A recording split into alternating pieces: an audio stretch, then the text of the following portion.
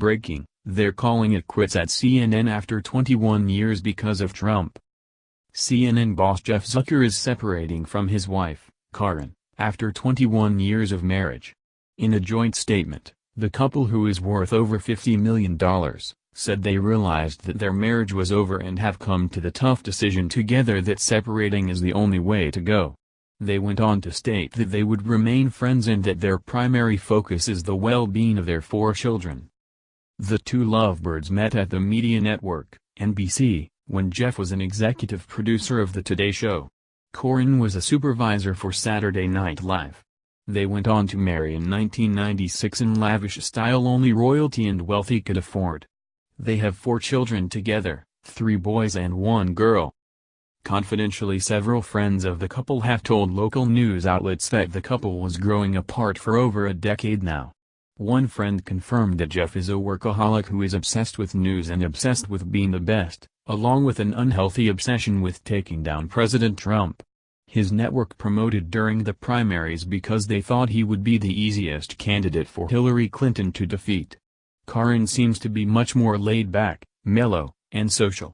She spends a lot of time with their kids and enjoys being part of the Upper East Side social circuit. Perhaps not far from other elitists who claim to know the plight of America's working class. Via Yahoo News. Jeff Zucker seeks to assure CNN staff after death threats cite fake news. CNN Worldwide chief Jeff Zucker has sought to calm Atlanta staffers after a report that a man had phoned multiple threats to the cable news network's Atlanta operation, saying he was heading there to gun them all down because they are fake news.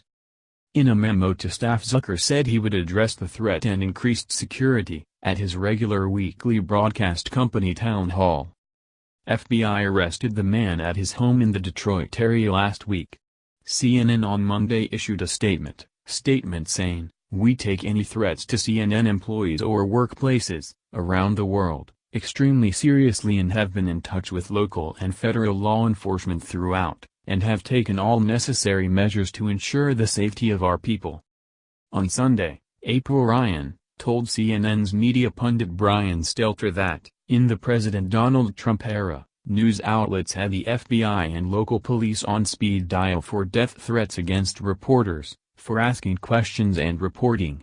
She counted herself among those who have received death threats. Ryan concurred with Stelter that the Trump's ongoing fake news attacks on media are poisonous, adding, "There's a war on the press by the White House, led by this president."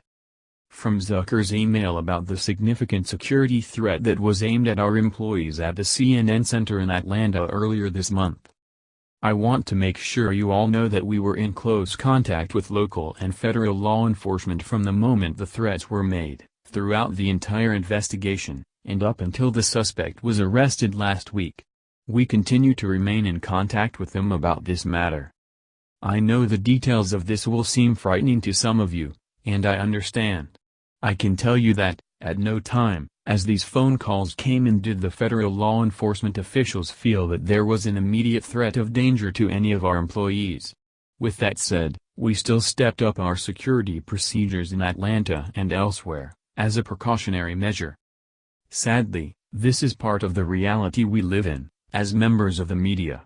I want to assure you that at every level of this company, nothing is more important than your safety. While you know we don't talk publicly about security measures, let me assure you that we have addressed this situation. I have a regularly scheduled broadcast town hall on Thursday at 1 p.m. ET. I've asked Jeff Gilbert, who heads up Turner Security, to join me to update all of us, with as much detail as he reasonably can, on security at CNN. Please join me then, and send me your questions in advance or during the town hall. Did Zucker have an obsession with President Trump? Did that potentially contribute to the end of his marriage? How much did the pressure of President Trump contribute to this divorce that leaves 3 children in the middle of $1 million problem?